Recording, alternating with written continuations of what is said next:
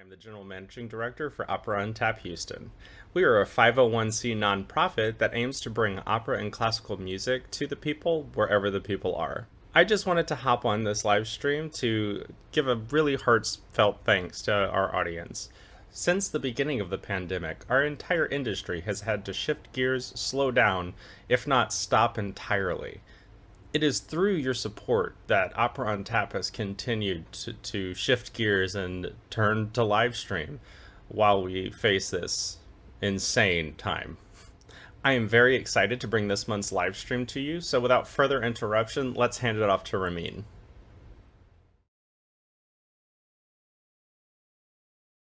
Good evening and happy Black Friday to all those whose gullets are stuffed with leftover turkey, whose wallets are emptied from all those online shopping sprees, or like me, who are just too tipsy to tell the difference.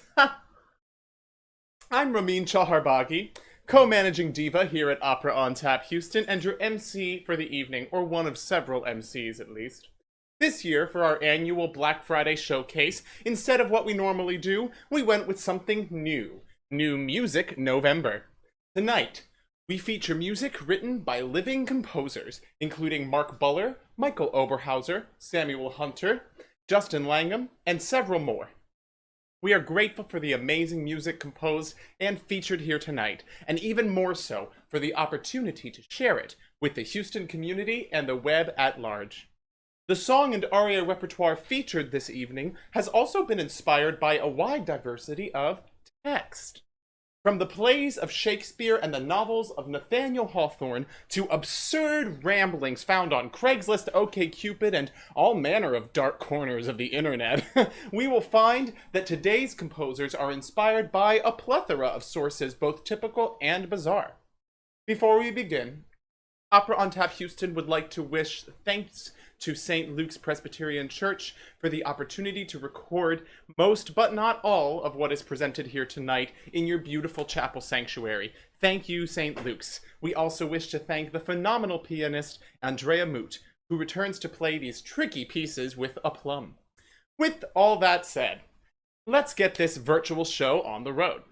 To begin our show the right way, that is to say, on tap, like our name, we kick things off with Rita's aria, sung in the beginning of Bolcom's 2004 opera, A Wedding, because hey, if we can't attend in-person weddings due to the coronavirus, at least we can still experience the most important parts of a wedding, that is to say, the stress the wedding planner experiences, and all the booze. Please join us as we happily welcome back from prior performances the wonderful soprano Julie Jackson singing Rita's aria.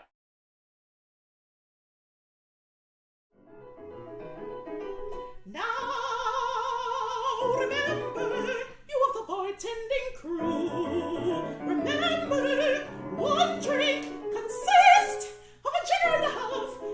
No, that's not one jigger, and no, that's not two.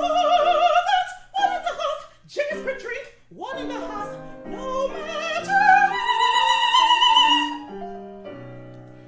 Now if someone insists on a double, here's what you do.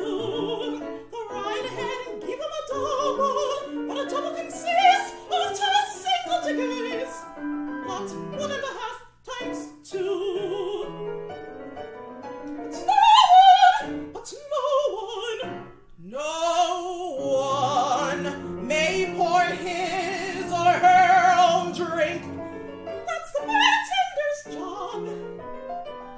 Oh no, not Bloody Mary mix.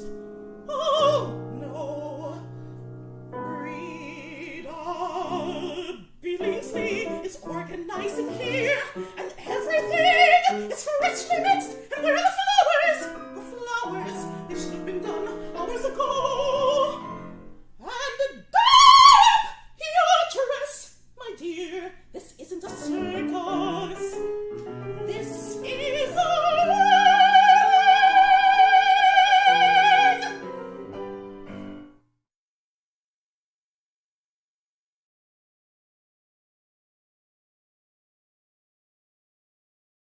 A toast to a truly entertaining tune. We continue with two songs from Gabrielle Kahan's set Craigslist Leader, written in 2008 with text pulled straight from Craigslist, the infamous online platform. Tonight we will present three songs from Kahane's set. First, the following two, which are taken from questionable personal ads, followed later on our program by a posting that the composer has simply called Opera Scene. We'll save that scene for later because it really needs its own spot on our program, but for now, singing You Looked Sexy and Neurotic and Lonely, please welcome back soprano Julia Engel. You looked sexy even though you were having a seizure.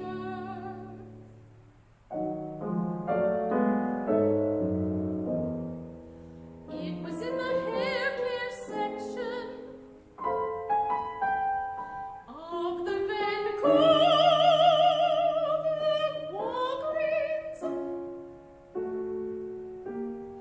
I was the guy in the blue shirt, holding your legs while that old man put his wallet in your mouth.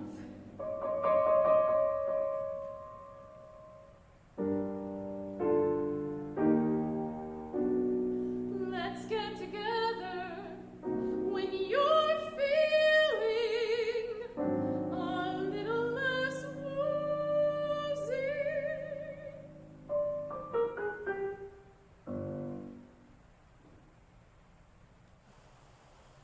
Neurotic and lonely, average height, brown eyes slightly disproportionate, brown curly hair, Jill Fro, 20 years old, 20 years old.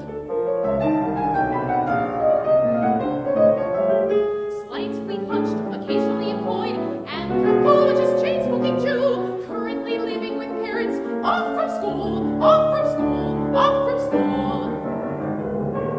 To deal with emotional problems, neurotic and lonely, medicated, neurotic and lonely, seeks gorgeous, artsy, genius woman,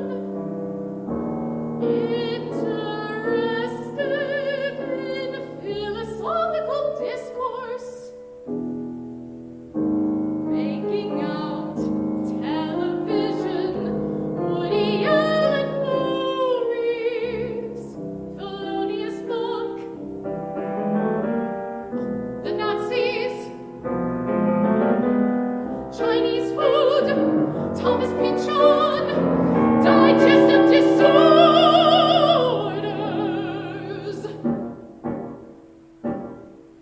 neurotic and lonely,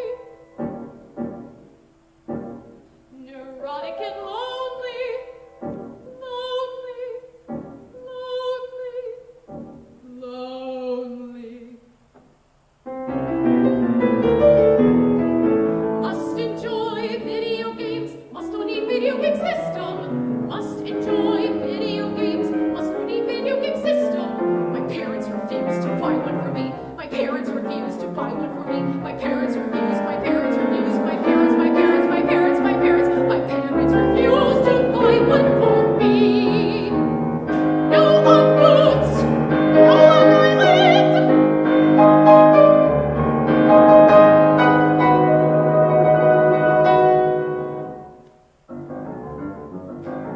Neurotic and lonely, neurotic and lonely, neurotic and lonely, neurotic and lonely, neurotic and lonely, neurotic, neurotic, neurotic, neurotic, neurotic, neurotic.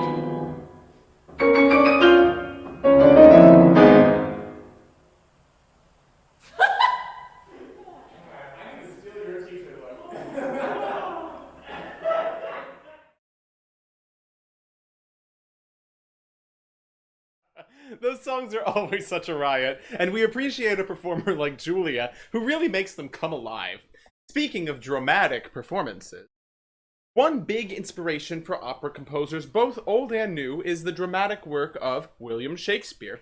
Composer Michael Oberhauser explored one such Shakespearean work in his 2015 operatic setting of King Lear. which combines a libretto adapted from the original Shakespeare with a simmering, intense score aptly suited to the political intrigue of the plot. In the following scene, taken from Act 1, Edgar is fleeing the forces of his own father, the Earl of Gloucester, who has been misled to believe that his son is planning to usurp his estate. Driven by desperation and trapped at port, Edgar must now disguise himself, casting off his fine noble clothes, to paraphrase Edgar's own words, griming himself with filth, all in order to avoid his now craven family. The opening of the aria starts with Edgar's disguise theme in the left hand of the piano, which first appears in this scene, while Edgar literally changes clothes on stage to become the madman he later names Tom. Performing I Heard Myself Proclaimed from Michael Oberhauser's King Lear, please welcome, well, me.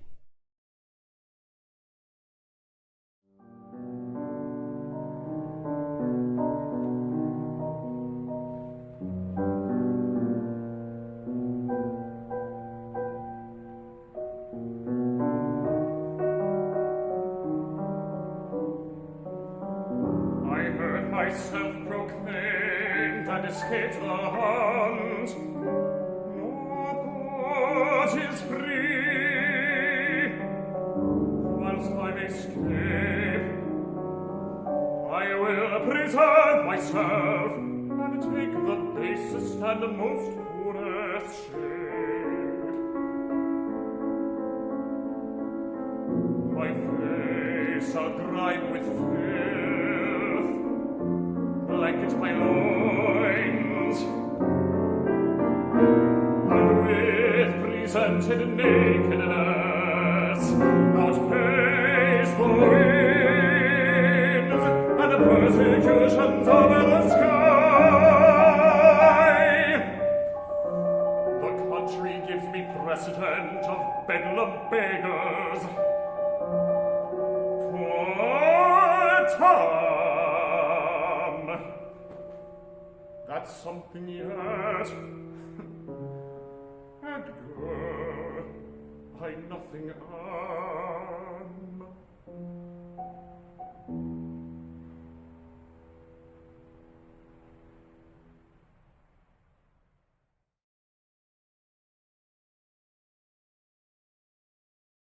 Hey everyone, it's co-managing diva Anna Diemer coming at you from the great outdoors, social distancing.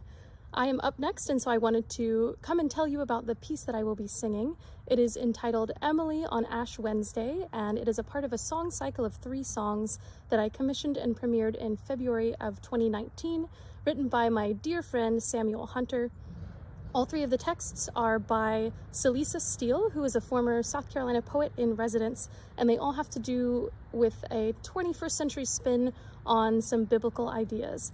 So I hope you enjoy this piece. This is its second performance, and here I am, coming right up.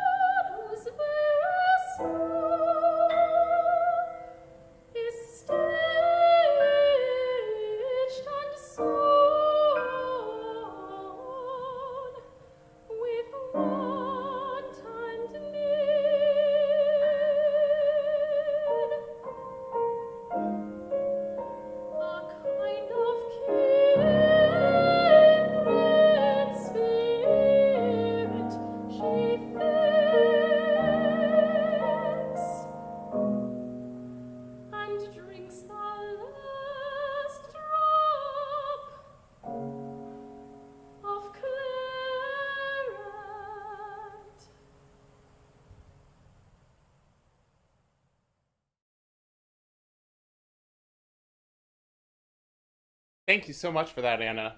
Beautiful piece, Samuel. The next aria is from famed American composer Thomas Passettieri's fairy tale opera, The Goose Girl.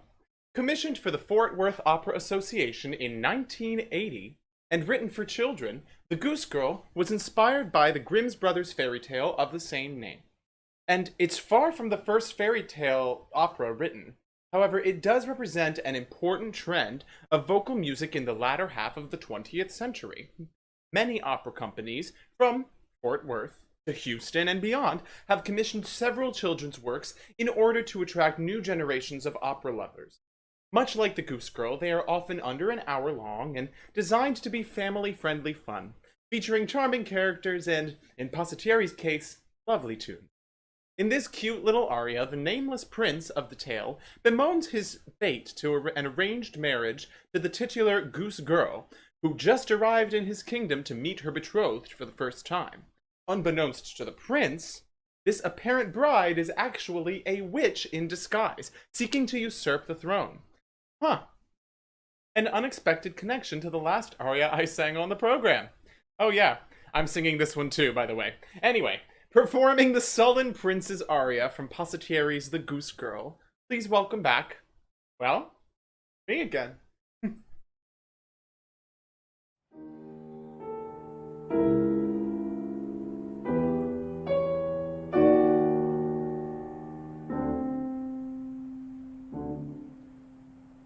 She's not exactly what I expected. I had hoped for someone soft and very gentle to treasure as my wife, a young girl sweet and tender to share with me my life. But this strange princess is very, very bold. She's awfully rude and mean and sharp and really quite cold. But what can I do now? My father has agreed. Perhaps he'll marry her himself if I plead. It's not exactly fair, but then things seldom are. Perhaps I'll run away and travel very far. Oh no, I know I'll stay and marry her tonight. I'm sure our married life will be one big fight. Princess! Oh, my lady calls.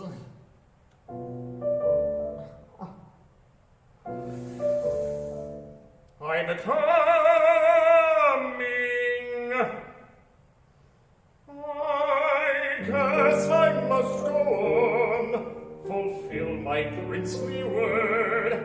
But any other princess would be much preferred. I'm coming. I'm coming.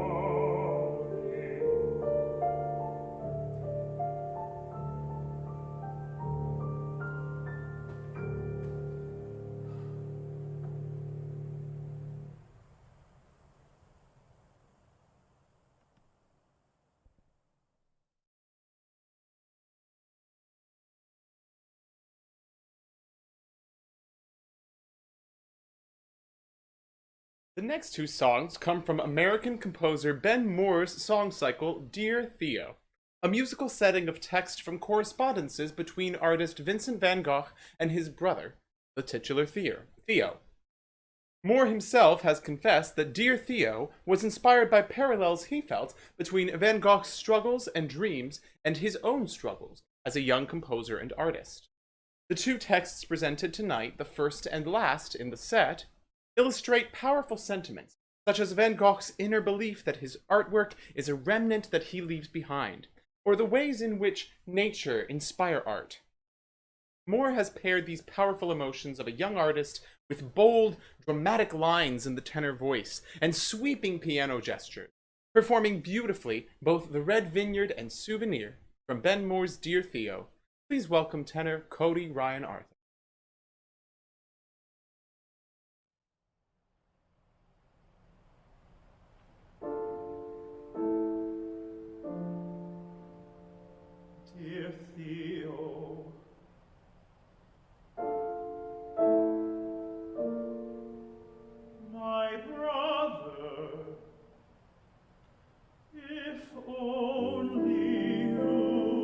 had been there when I saw the red vineyard, all red like red wine. In the distance it turned to yellow, and then a green sky with the sun and the earth. After the rain, violet, sparkling yellow here and there, where it caught the reflection of the setting sun. Oh, Theo, brother, I think that I must have a starry night with cypresses in blue and yellow light, or surmounting a field of ripe corn. Oh, Theo, my brother, there are such wonderful nights here, such wonderful nights, such nights here, such wonderful, wonderful nights. I am in a continual fever of work, a fever of work.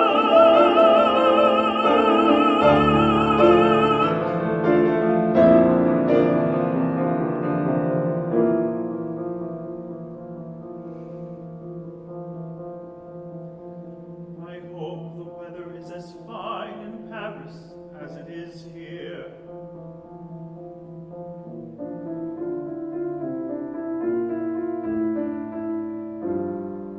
Write as soon as you can.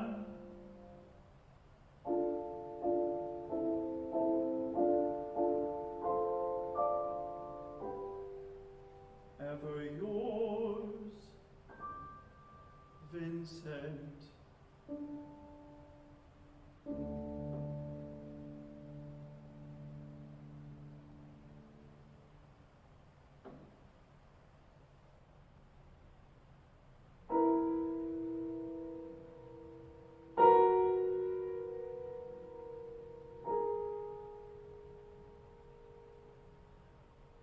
I must leave a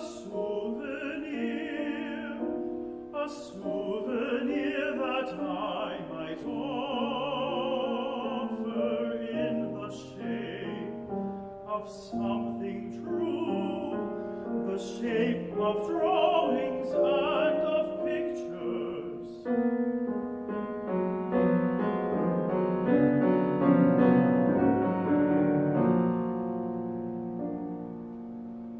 I must leave a souvenir that might remain to say to those who care to see, to those with eyes who care to see that this man felt deeply, that this man felt deeply.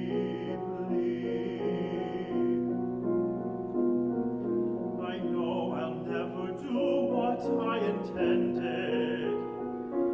Success requires a nature unlike mine. My strength has been depleted far too quickly, but for others, Theo, there is a chance for something more, there is a chance for something more. If only you had been there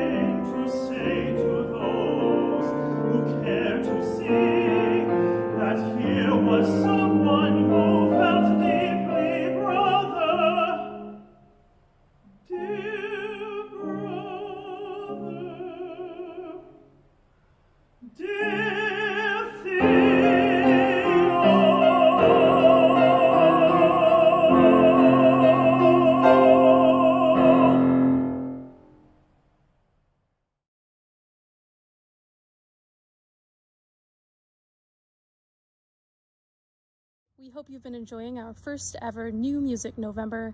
It's a part of our mission to support new opera and local area composers, and we hope to bring you more of this content in the future. If you like what you see, if you've been enjoying our live streams during COVID tide, we hope that you will keep Opera on Tap in mind as you make your end of year giving, and especially coming up this coming Tuesday for Giving Tuesday.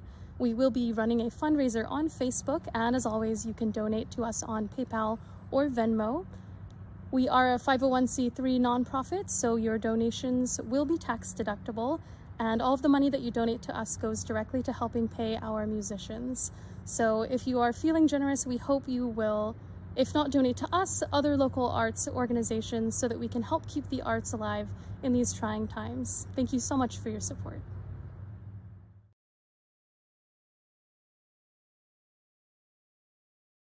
Wow. Thanks for that, Anna, and holy high notes, Cody. If y'all found those high notes as thrilling as we did, then we highly encourage you to take a sip. I'm already out. And we also suggest you shoot us a tip. Your donations via that blue Facebook button will continue to support local Houston-based musicians and Opera on Tap Houston as we work to provide the community with beautiful music, even during these difficult times. We truly appreciate any and all contributions made, no matter what size. As promised, the Craigslist Leader returns with its dramatic finale on our program and the third and final in our listing from the set, with a roommate request.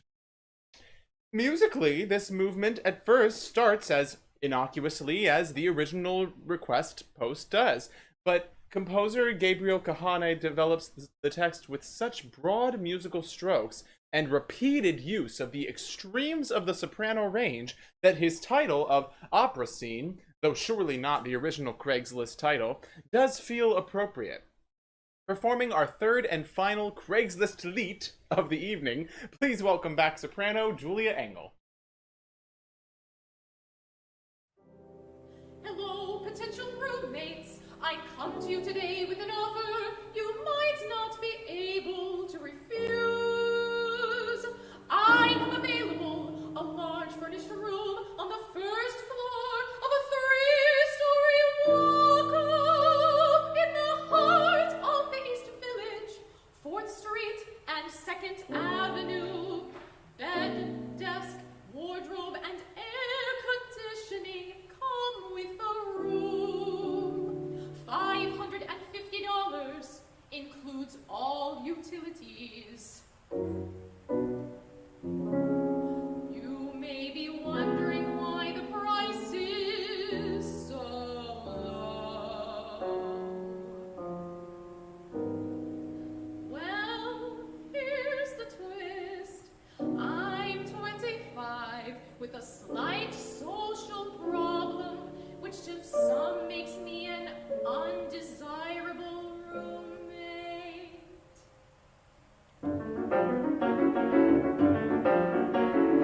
I have a compulsion to put ice cubes down people's shirts. I have a compulsion to put ice cubes down people's shirts. Down people's shirts, down people's shirts. Ice cubes, ice cubes, ice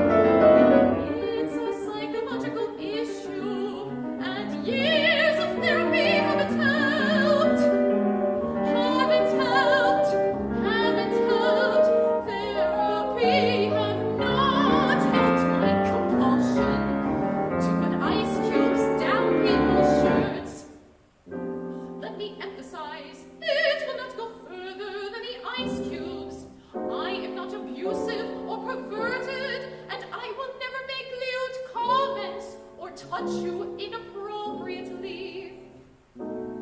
I do not drop heavy or hard, steaming objects down people's shirts. Only ice cubes. What this means for you. When you're sitting on the couch or at the table, I may come up to you and put an ice cube down your shirt. I may come up to you and put an ice cube down your shirt. Ice cube,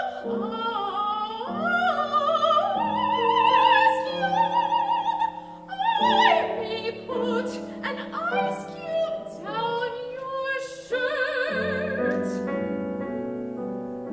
Your bedroom door has a sturdy lock, so you'll be secure while sleeping. Ditto for the bathroom, so you'll be secure while I may turn the doorknob. I may turn the doorknob, but a snap word is enough to send me on my way.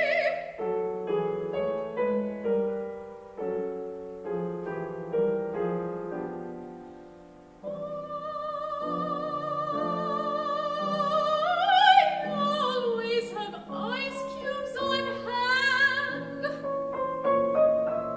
Do not think you can simply get rid of all of the ice trays in the apartment. All the ice trays, all of the ice trays.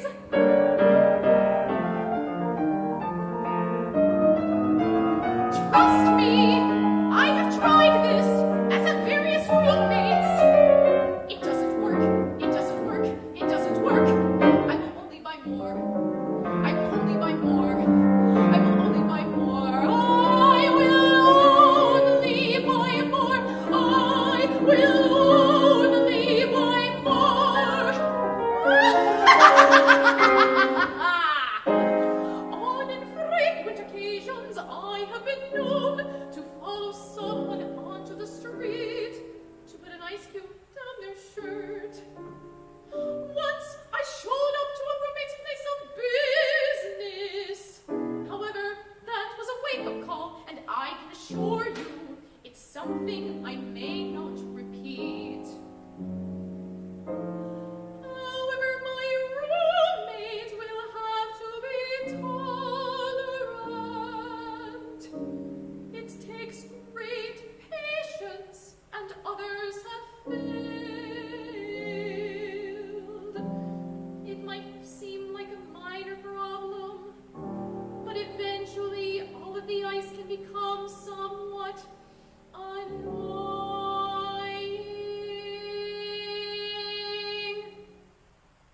I think that covers it. My current roommate is leaving to move in with her boyfriend.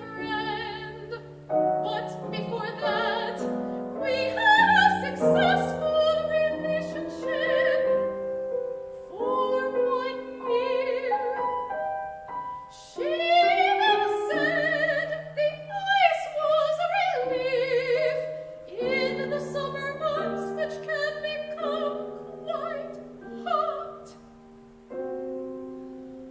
I have a compulsion to put ice cubes down people's shirts. I have a compulsion to put ice cubes down people's shirts. Down people's shirts. Down people's shirts. Ice cubes. Ice cubes.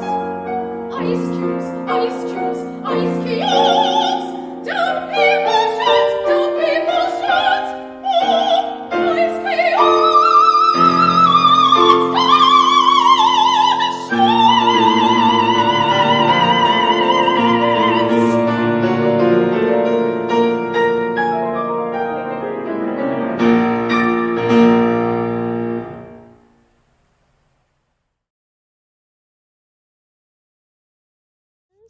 Have any of you ever participated in online dating? If you have, you understand why I am discussing it in this sort of tone of voice. It can get interesting. So the next two songs that I'm going to sing are from a project that we affectionately titled the OkCupid Leader. It originally was a set of 3 songs, 2 composed by my friend Samuel Hunter and 1 by my friend Joshua Zinn, that are settings of messages, actual messages that I received on OkCupid. So I'm bringing 2 of those to you today, Match 57% and Match 87% by Samuel Hunter. I premiered them in the spring of 2017. They are, well, you'll see for yourself. Coming right up, it's me and Samuel Hunter. Enjoy.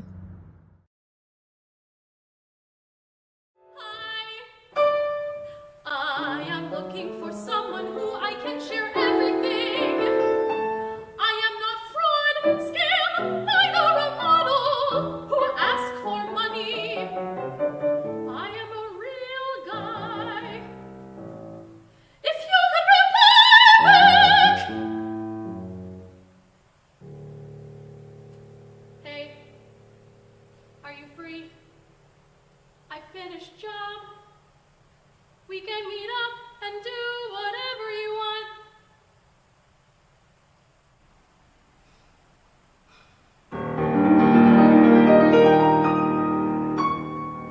After a rigorously brief overview of your profile, I wanted to let you know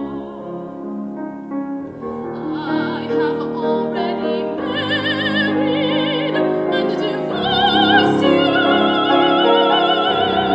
in my mind.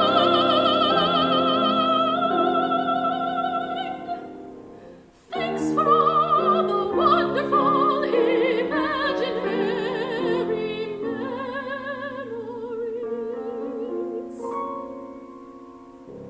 You will always have a special place in my heart. Your ex-hobby, Zach. P.S. You can keep the beach house in Galveston as long as I can have the dog and my 80 CD collection back. Hope the rest of your Sunday is as beautiful as you are.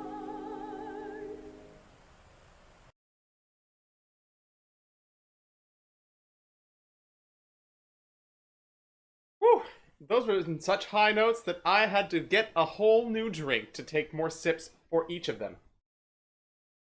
Thanks, Anna. Anyway, moving on to further high notes. With a tenor aria, with a plot centered around infidelity, sin, and redemption, it's not hard to see why Nathaniel Hawthorne's novel The Scarlet Letter has been adapted several times for the operatic stage. However, Laurie Laitman's 2008 opera is perhaps the novel's most passionate and beautiful musical retelling. In Hawthorne's tale, set in puritanical Boston around 1642, a local woman has been marked with a shameful red letter on her dress, signifying that she is to be publicly shamed for a sinful act. Her crime? Birthing a child out of wedlock to an unknown lover. The plot follows her wronged husband as he pursues the secret identity of the betrayer, who turns out to be Arthur Dimmesdale, minister of a local church and, wouldn't you know it, a tenor. It's always the tenor, isn't it? In this next aria, Dimmesdale sings of his conflicted emotions of guilt and elation, with enough soaring high notes to put any impassioned Verdi aria to shame. Singing Our Nights from Laitman's The Scarlet Letter, please welcome back tenor Cody Ryan Arthur.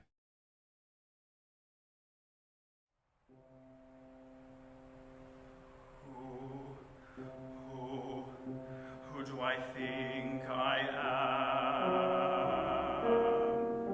What have I been? How have I lived? If God is love, but God is not love. If God is good, but God is beyond all human good. Oh God.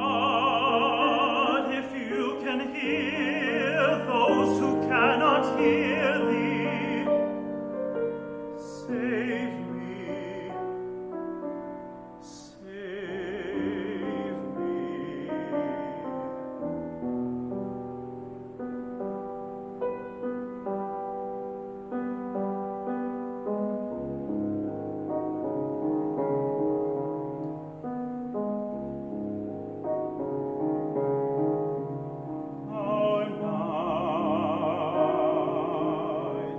Our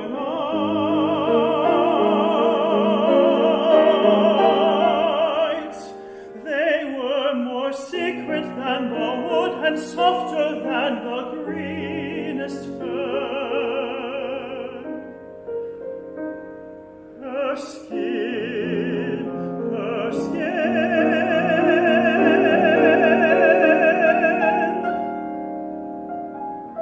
How could it be the evil touch the elders taught me to avoid? Our love,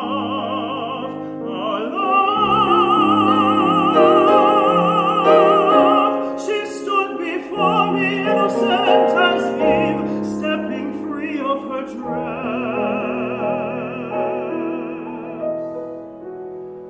And I, a fool, left her to take the punishment that should have been ours to bear. The child, I loved her, and I left her there as if my love of God were all I was afraid.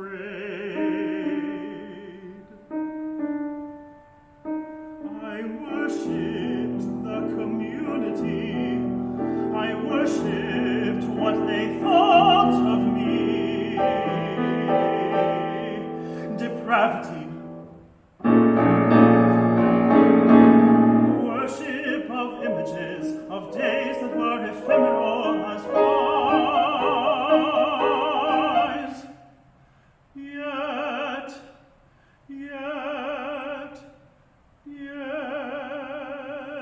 she was young and came to me in loneliness, and I, a man, did not resist. Oh God, the heavens seem indifferent to all our suffering here on earth. I am a man,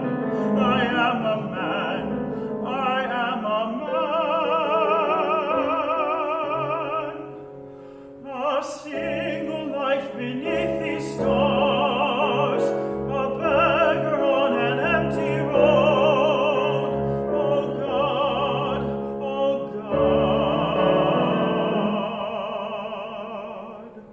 our nights.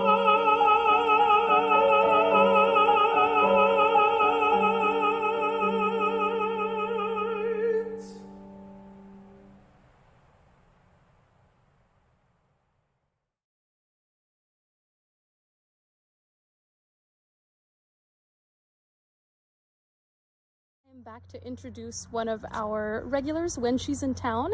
Next up is Catherine Good, who will be performing a set by Mark Buller, who is a Houston area composer.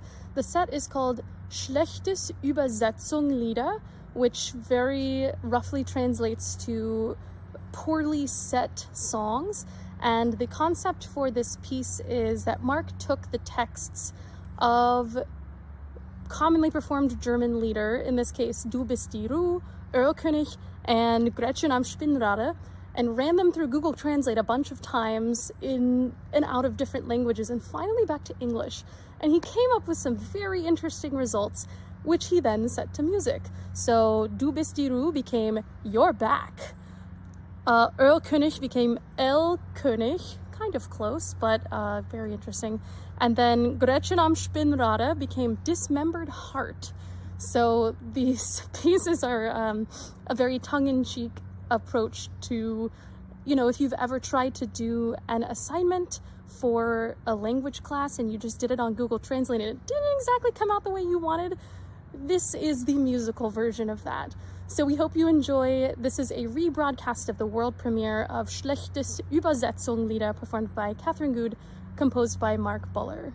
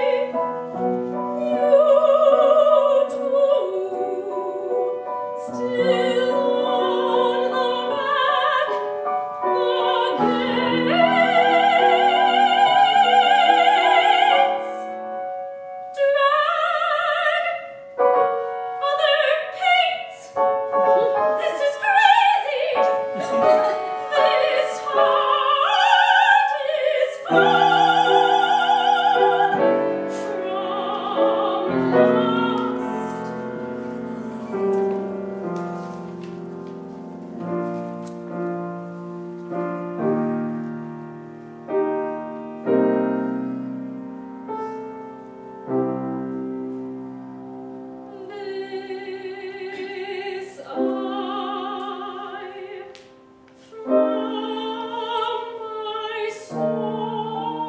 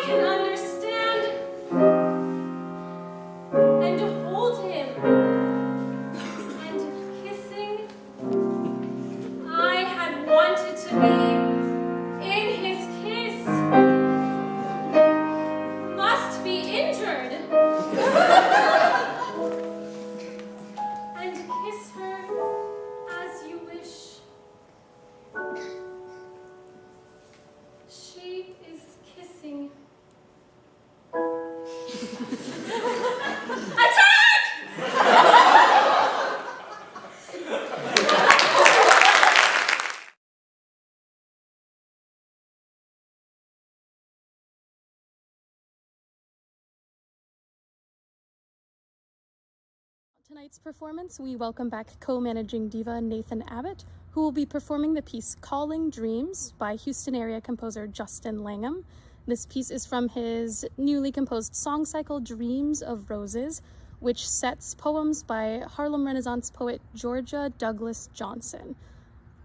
I know that Nathan has enjoyed getting to delve into this song cycle, and we're excited to have one of Houston's own finishing up the performance. I hope you've enjoyed tonight's live stream, and if you like what you see and want to help us do more, I hope you will consider donating to our Giving Tuesday campaign, which will be running on Facebook, or you can donate on PayPal or Venmo at any time. Thank you so much for supporting Opera on Tap, and enjoy the final piece of this evening, Calling Dreams.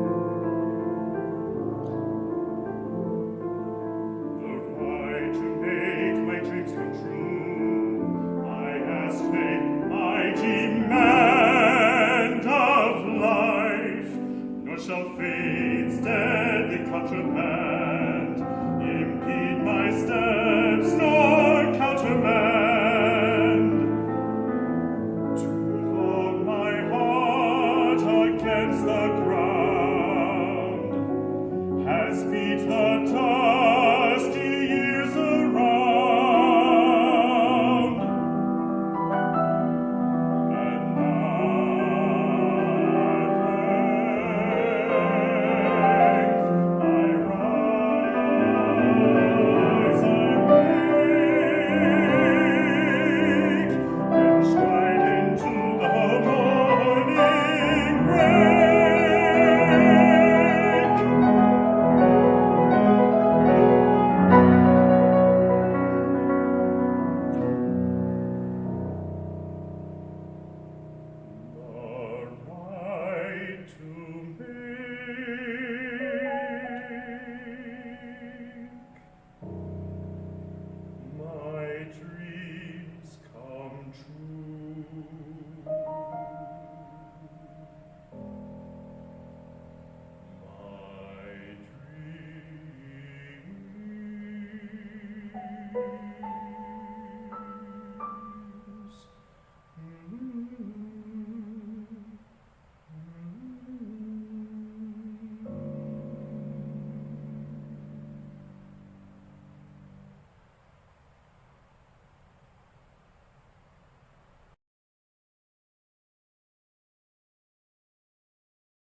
If you did, I urge you to consider becoming a patron of Opera on Tap. For as little as $1 a month, you could help us support bringing opera and classical music to the people wherever the people are. If you're not yet ready for a monthly commitment, I urge you to consider giving on Giving Tuesday.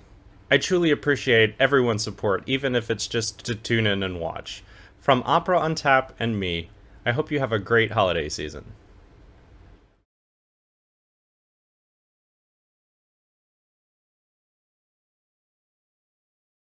Thanks for that, Nathan. And once again, before we leave you tonight, we wanted to thank a few important people. First of all, thank you, St. Luke's Presbyterian Church, for your beautiful chapel space that made these recordings possible, or at least most of them. Thanks, too, to Andrea Moot for continuing to provide fantastic piano music to our streamed events. Thanks, of course, to our fantastic cast of singers, and especially the phenomenal composers who contributed music toward this evening's event. Finally, thanks to you, our viewers and supporters, for listening to these gems of contemporary music with us this evening. We wish you a happy holidays and hope you'll join us again on Saturday, December 19th for another virtual performance, Home for the Holidays, here on our Facebook page. Until December 19th, bravi tutti and so long, farewell, auf Wiedersehen, and good night.